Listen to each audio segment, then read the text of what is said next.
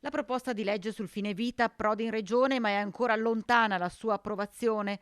I referenti del comitato che affiancano Stefano Geller, malato di distrofia muscolare, che dall'ULSS 7 ha già ottenuto il permesso di attuare, nel caso, il passo finale, non intendono fermarsi. Durante le audizioni sono state udite soprattutto realtà inerenti al mondo cattolico chiamate dagli oppositori alla nostra proposta di legge e quindi abbiamo assistito ad un vera e proprio appunto crociata contro la nostra proposta di legge a forza di affermazioni molto pesanti. Dal suo canto Stefano Geller risponde all'attacco che il consigliere regionale Stefano Valdegamberi, tra i contrari alla PDL sul fine vita, ha fatto sulla stampa e gli invia sui social una lunga lettera. Ho ricevuto un attacco personale da consigliere Valdegamberi che comunque non mi dà